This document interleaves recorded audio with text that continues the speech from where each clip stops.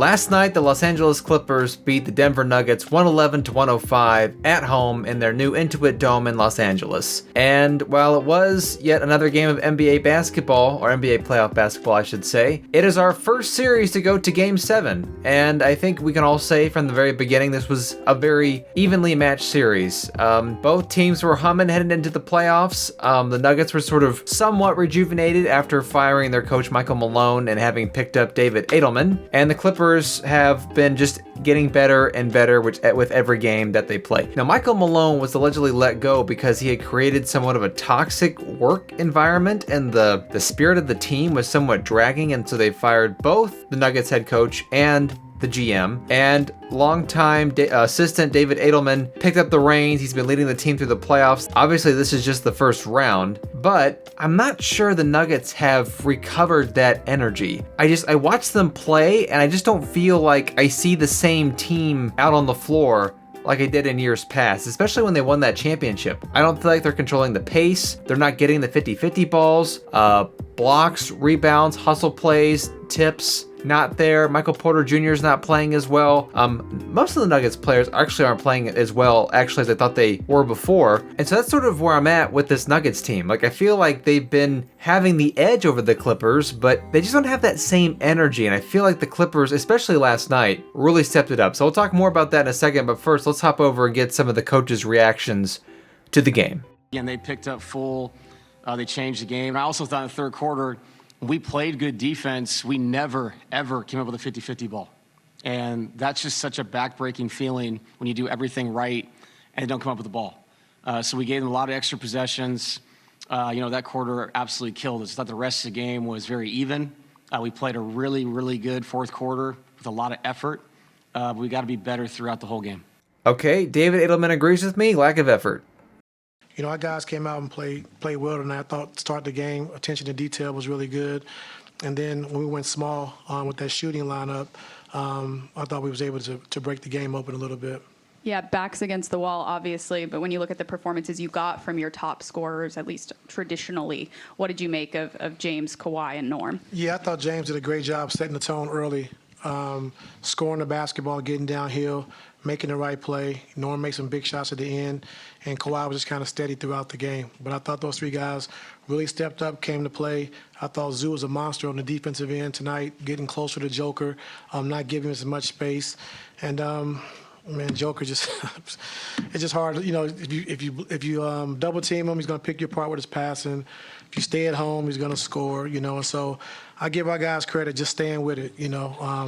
Don't get deflated, and we did a good job of just keeping our head.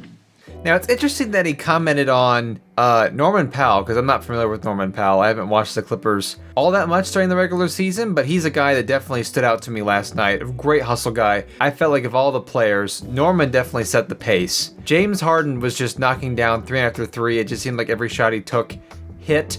But I want to sort of go back to that point that Tyronn Lue made about how he felt like going small opened up the game, because while I felt like they were able to get a lot of plays inside and out, especially with James Harden and Norman Powell, I feel like the matchup between Jokic and Zubac, because if you look at Nikola Jokic's regular season stats versus his postseason stats, and obviously he's only played one series, so we're really just looking at this one matchup, I feel like Zubac has his number. Typically in the regular season, most teams are double teaming Jokic, and so that opens up the Nuggets offense to get a lot of inside out play. That's how you get Jamal Murray involved. That's how Michael Porter Jr. gets involved. The fact that Zubac is able to handle Jokic by himself, Jokic is settling for underhanded shots, he's settling for poor shots, he's not getting to the rim. And his assists, I think, are about the same, but he's definitely scoring less points. He's scoring about 4 less points. I know you guys can't really see that, it's kind of small, but he averaged 29.6 points during the regular season, and so far this series he's averaged 25.3 points. So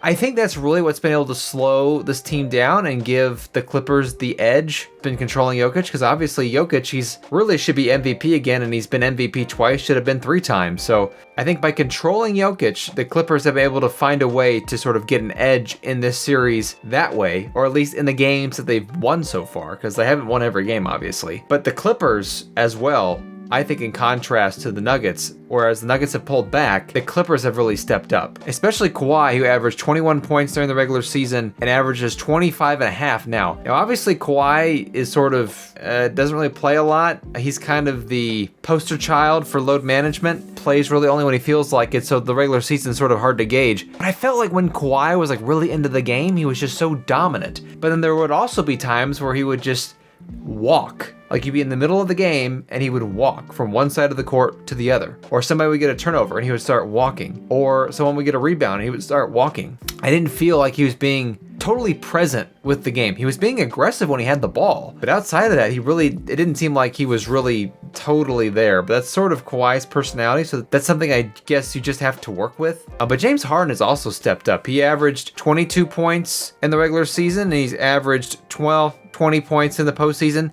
But last night was the exception. I'm not sure what he scored in the box score last night, but it felt like he was definitely dominating the game. And the point I want to make more broadly, let me look at some of his other stats here really quickly. Let's see, rebounds, 6 rebounds in the regular season, about 5.5 in the postseason, 8 assists, 1.5 steals.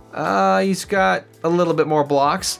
But I know the stats don't tell the story, but just from an anecdotal standpoint, I mean, had you told me 5 years ago that not only would James Harden be playing, but that he would be a star player for this team, I would not have believed you. Because James Harden, in my opinion, has always had the reputation of being the league's laziest player. And I can't believe that despite all the trades, despite all the highlights of him being lazy, he has found a way to really keep himself relevant and surge when his team needs him. And I guess that is sort of how playoff basketball works. But when I watched the game last night and I watched the highlights, I'm just surprised that James Harden is such a role player that he is, if not, a star of the team. So James Harden, Kawhi, and then Norman Powell have really stepped it up. I mean, Norman Powell averaged only 21 points. We averaged 21 points during the regular season. He's only averaged 17 points so far in the postseason. But once again, anecdotally, it just feels like he's really stepped up his game, especially last night when the team really needed him. Now, obviously, Game 7 takes the game back to Denver, and Denver's done pretty well in their home court. I think so far in this series, it's split, though. So this game really is a toss-up, but last night, it just felt like the Clippers had the energy and the Nuggets did not. So with a day off, well, technically a day of travel, will that be enough to bring him back? I don't know. I feel like talent-wise, though, these teams are so evenly matched that it really is going to be a matter of who gets out and sets the tone early. And I think for Denver to get ahead, Jokic has to come out and really pound Zubac and sort of get momentum in that matchup early. Really dominating the boards, dominating points in the paint, really controlling the pace of the game.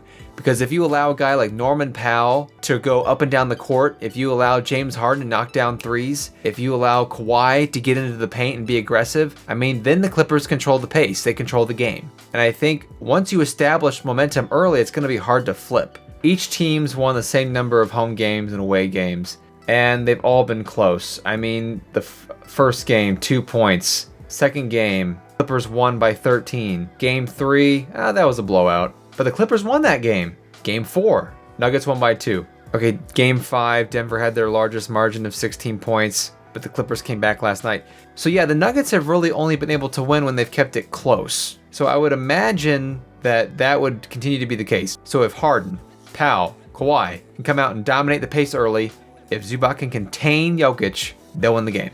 If Jokic can get control over Zubac and get some of the other starters involved, then they have a shot, but it's really going to come down to how they play in the second half. So by the time you're watching this, Game 7 will probably happened already. But if I had to lean one way or the other, I won't give you a prediction, but if it's a blowout, Clippers. If it's close, Nuggets. There you go. I'll leave it at that. So anyway, we'll see how this game plays out. Thank you for watching. We'll see you in the next video.